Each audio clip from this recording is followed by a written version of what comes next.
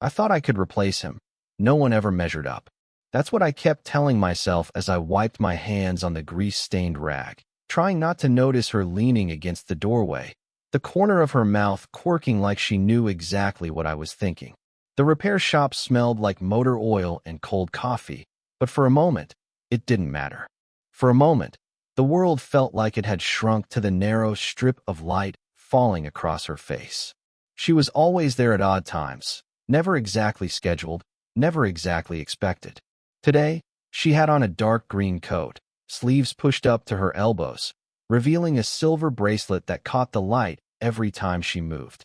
Her hair, streaked with something lighter, fell loosely over her shoulders, a little messy, a little deliberate. There was confidence in the way she stood, one hip slightly cocked, arms crossed, but not the kind that demanded attention. More like someone who knew the room and everyone in it, and could choose to notice you or not. "I'm not sure this is fixable," I said, holding up the dented car door I'd been wrestling with for the last hour.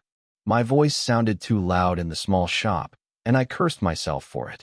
She stepped closer, peering over my shoulder with that casual curiosity that always made me feel like she wasn't just looking at the door, but at me. "Maybe it just needs patience," she said softly. Her tone wasn't teasing, not really, just careful, considered. I didn't know if she was commenting on the door or on me. I felt my palms tingle. Patience, not something I had in abundance, not something I'd ever been good at with people. Or skill, I added, more defensively than I intended. She didn't flinch, didn't correct me, just tilted her head slightly and let a faint smile play across her lips, the kind of smile that seemed small but carried weight. I found myself staring, and then quickly, awkwardly, looking down at my tools. The silence stretched longer than it should have. Outside, a soft drizzle tapped against the windows, the kind that made the world feel suspended. I noticed the way her eyes caught the dim light, the subtle way she shifted her weight from one foot to the other. I wanted to reach out and break the tension, say something clever or bold, but all I managed was a quiet, "Thanks." For what exactly? I didn't know. The smile? The presence? The fact that in this dusty, cluttered garage, she made everything else seem irrelevant for a few seconds?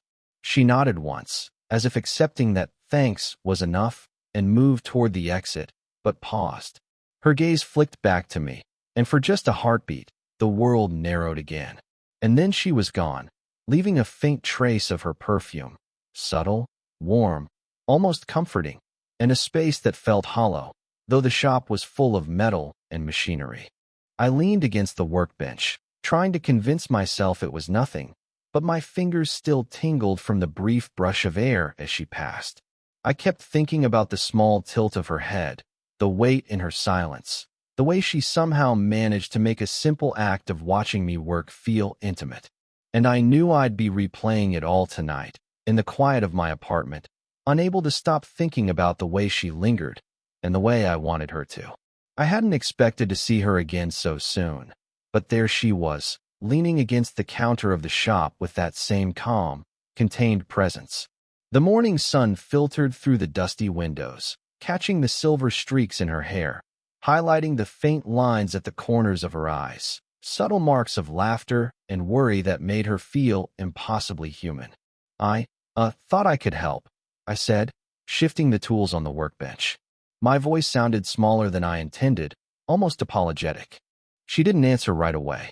Instead, she tilted her head slightly, the gesture so subtle I almost missed it. Her lips pressed together, a fraction of tension visible in the crease of her jaw. She was guarded, always just out of reach, as if letting me in a little was a choice she reserved for herself. I watched her hands, long and strong, as she fiddled with the strap of her bag. There was a faint tremor, almost imperceptible, that made me want to reach across the counter and steady her, though I knew she wouldn't let me. Her laugh, when she finally spoke, was low, almost apologetic, like she was afraid of taking up space. "Thanks," she murmured, barely above the hum of the fluorescent lights. For noticing. The words lingered longer than they should have. I noticed the dark circles under her eyes, the way her shoulders slumped slightly even when she tried to straighten. She carried the weight of something unspoken, and it tugged at me. It made me want to do something, anything, to make it lighter. "Are you tired?" I asked cautiously. She looked up, startled for a moment, as if she'd almost forgotten I was there. Then she offered a small, almost imperceptible nod. "Maybe," she said. And that was it. No complaint, no explanation, just a fleeting admission that felt like a crack in the wall she'd built around herself. I wanted to study every nuance. The way her fingers lingered on the edge of the counter, the brief flicker of her gaze toward mine, the faint catch in her breath. But I didn't move. I didn't dare. There was a delicate line between noticing and intruding, and I had no idea where hers ended. For a moment, the shop felt impossibly still. The quiet was heavy but not uncomfortable, weighted with the pull of something neither of us wanted to name. I felt the air shift between us, the brush of proximity, the pause that stretched too long, the tension that was somehow gentle, deliberate, forbidden. She adjusted her bag again and, without meeting my eyes fully, leaned just slightly closer to the bench. Our fingers brushed, almost nothing, and I felt it. The spark, the pull, a quiet energy that neither words nor logic could explain. And then she straightened, stepped back, and left the space between us charged with everything unspoken. I couldn't stop thinking about it. The faint tremor in her hands, the soft lift of her voice, the almost there brush of skin that lingered far longer than it should have. The shop suddenly felt too empty, too quiet, and I realized I was already counting the minutes until she would appear again. The storm had been rolling in for hours, drumming against the windows with a steady insistence, and the shop smelled faintly of wet asphalt and cold metal. She was crouched by the engine bay, sleeves rolled up, fingers tracing the edge of a part one didn't even know the name of. I stood close enough to notice the way her hair fell in damp strands around her face, framing eyes that were sharper, more alive in the dim, flickering light. "I didn't think anyone else would be here this late," I said, my voice lower than usual, almost swallowed by the storm. She didn't look at me, just straightened slowly, brushing her fingers against her jeans. "I like quiet," she murmured. "It helps me think." I wanted to argue that the quiet wasn't really quiet, that her presence alone filled the space between us with something unspoken, something that made my chest tight and my thoughts scatter. But I stayed silent, pretending to inspect the engine, careful not to let her see that every nerve in me was alert, that every movement she made felt magnified. Her phone buzzed on the counter. She glanced at it, eyes tightening for the briefest moment. I knew, without needing to see the screen, whose name flashed there.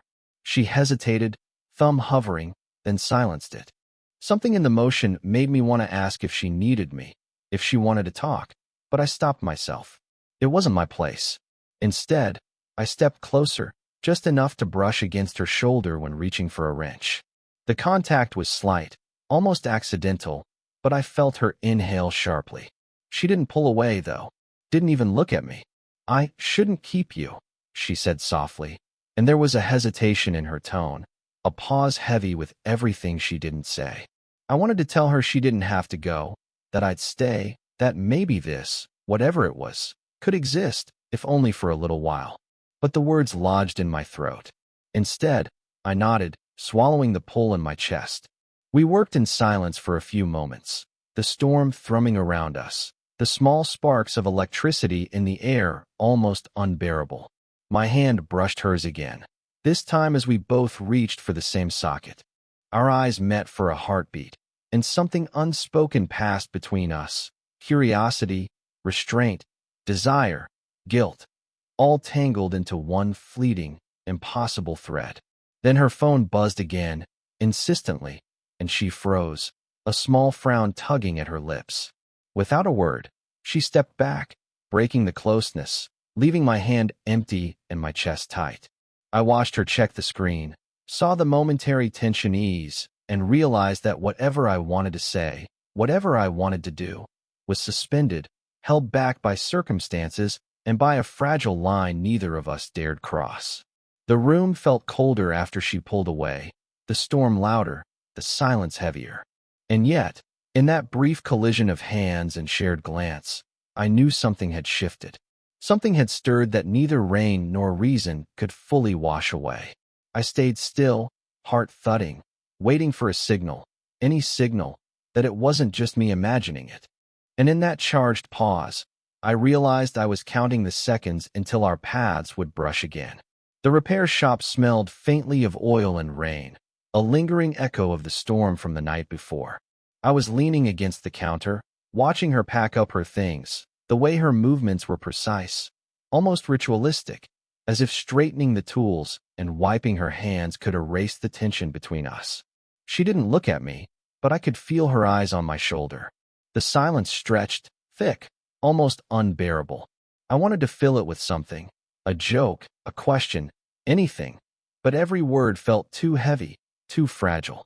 Finally, she spoke, voice low, barely above the hum of the overhead lights. "Do you ever wonder what we're doing?" I froze, hands still on the rag. Her question wasn't teasing or rhetorical. It landed in the room like a weight. I wanted to laugh it off, make it casual, but my throat felt tight, uncooperative. I don't know," I admitted, quieter than I intended. The words sounded clumsy, insufficient, but they were the truth. "I think about it more than I should." She glanced up then, eyes sharp and searching, vulnerability flickering in the corner of her gaze before she masked it again. "It's confusing. For me, too. Every time I think I have a handle on it, it slips."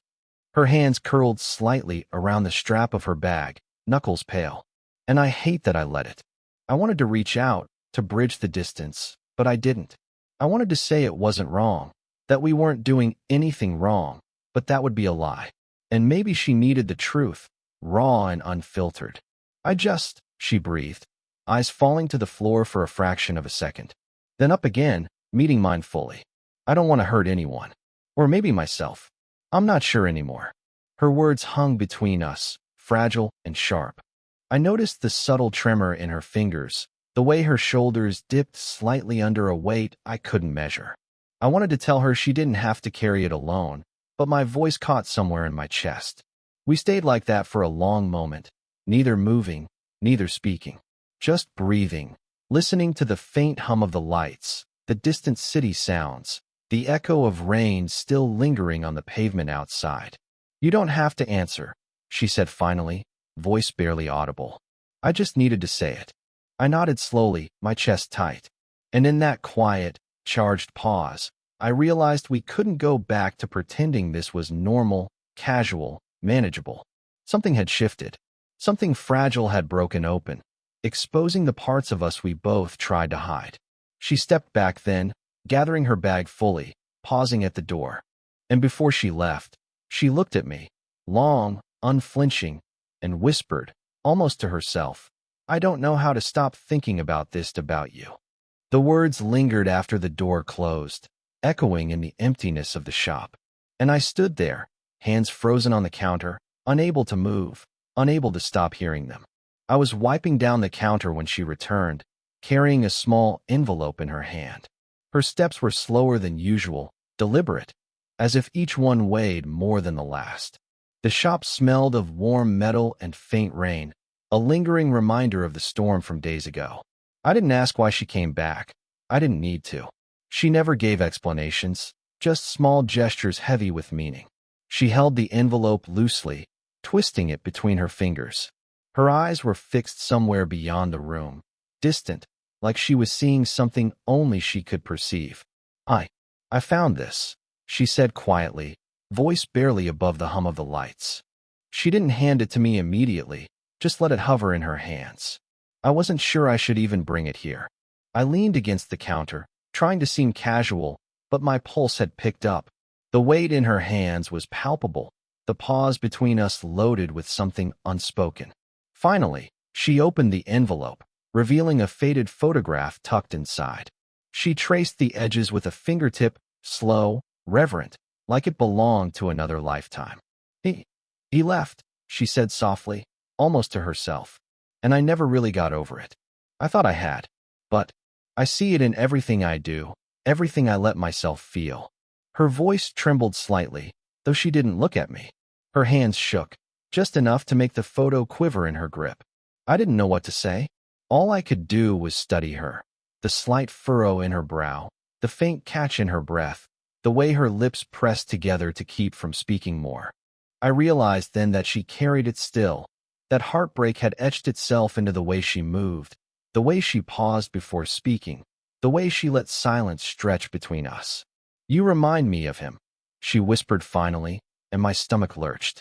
Not in accusation, not in comparison, just a quiet acknowledgement of some unspoken connection. Not exactly, but the way you notice things, the way you stay. She looked at me then, really looked, as if measuring how much she could let me in. The moment hung between us, delicate and fragile, but seismic in its own way. I wanted to tell her it didn't matter, that she didn't have to compare, that the past couldn't touch what was happening now. But I didn't. Instead, I reached out, almost instinctively, and touched her hand lightly, careful, hesitant. She didn't pull away, just let me. And for a heartbeat, I felt something shift. The air itself seemed to hold its breath. She exhaled slowly, eyes still on mine, and for the first time, I saw vulnerability unmasked, raw and human. It wasn't dramatic, wasn't loud. It was quiet, subtle, a tremor you could almost miss if you weren't paying attention.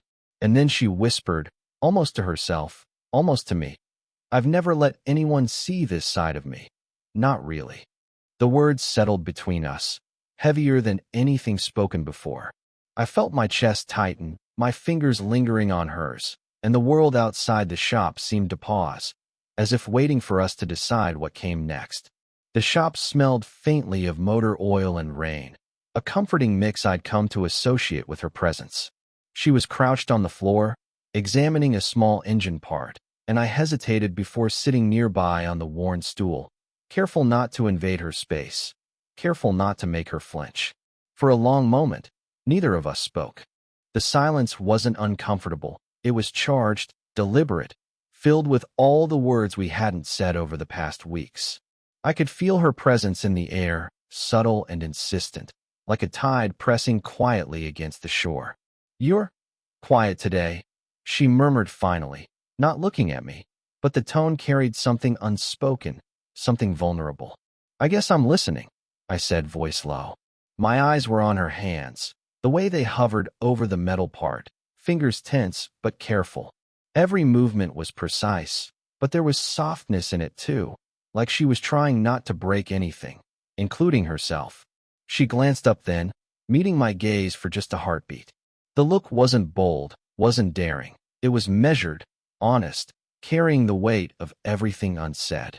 I felt the pull immediately, the quiet inevitability of it, and I realized that however much we'd tried to resist, this, whatever it was, had grown too large to ignore. "You know," she said softly, "I think we've been avoiding it. Or maybe pretending it's not happening." I swallowed, hands tightening slightly around the rag I'd been holding. "Yeah," I admitted. "I think I was scared of what that would mean." She nodded, a faint smile tugging at her lips, tired but genuine. "Me too." We stayed like that for a few long moments, the hum of the shop and distant city sounds surrounding us, a small bubble where nothing else mattered. And then, without thinking, I reached out. Not boldly, not with some grand gesture, just a light touch, fingertips brushing hers as if to anchor the moment. Her hand lingered under mine, warm, steady. Not a spark of passion, not a rush of desire, just the quiet acknowledgement that we had found each other in the wreckage of our own hesitation. "I don't know where this goes," she whispered, and I could hear the weight in her voice, the honesty that made my chest ache. "Neither do I," I said softly. "But I don't think we have to figure it out right now." Her lips quirked into a small, almost shy smile, and she leaned her forehead briefly against my shoulder. Nothing dramatic, nothing cinematic, just proximity, shared breath, a gentle collapse of walls we'd both built too high. And in that quiet space, I realized it didn't matter what tomorrow held. The moment itself, shared, tentative, earned, was enough. She pulled back slightly, still close, still aware of me, still unwilling to speak the words, but that wasn't needed. Not now. Not ever, maybe. I settled into the silence with her, our hands still lightly touching, the shop around us fading into background noise. And for the first time, I understood that some things didn't need to be named to exist. Some things simply were, fragile, inevitable, and wholly ours. I never imagined I'd be here, looking back at it all, the mess, the small sparks, the quiet moments that changed everything. Sitting in the shop now, years later, the air still smells faintly of motor oil and rain, and I can almost hear her laugh echoing between the shelves and workbenches. It's strange how some memories settle in you, not as pain or regret, but as something soft, persistent, and almost warm. I see her sometimes in my mind, not as the untouchable, layered woman I first met, but as someone who let me see the cracks, the shadows, and the tenderness underneath. She taught me patience I didn't know I had, taught me that restraint could be its own kind of intimacy, that silence could carry more than words ever could. For her, I think she learned to trust someone again, maybe not fully, maybe cautiously, but in a way that was honest, and that's what mattered. The careful glance, the almost touch, the quiet understanding. It shaped us both, in ways subtle but unshakable. I've changed too. I notice the little things now, the tremor in someone's hands, the pause before a word, the spaces people leave for themselves in the world. I've learned that love isn't about grand gestures or perfect timing. It's about persistence, observation, and the quiet courage to be present, even when it's complicated. We didn't have fireworks or cinematic confessions. We had proximity, glances, pauses, the weight of shared silences, and the courage to show up again and again. And in that, we found something that mattered more than any fleeting spark, something real, something earned, something entirely ours. Some nights, I still catch myself replaying the first time our hands brushed, the way she leaned her forehead against my shoulder without a word, and the way the world seemed to pause. I smile, quietly, because it wasn't perfect. It was messy. It was hesitant. It was entirely human, and that's why it worked. And now, years later, I realized that the story wasn't about replacing anyone or filling empty spaces. It was about learning to measure up to what's in front of you, about letting someone in and letting yourself finally feel, about discovering that love, patient, slow, flawed, and relentless, can exist quietly, without dramatics, without declarations, and still leave you changed forever. So here I am, in the quiet afterglow, thinking of her, thinking of us, feeling that soft, persistent pull of memory that is neither regret nor longing, but something steadier, warmth. If this story made you feel something, let me know in the comments. Would you want more stories like this?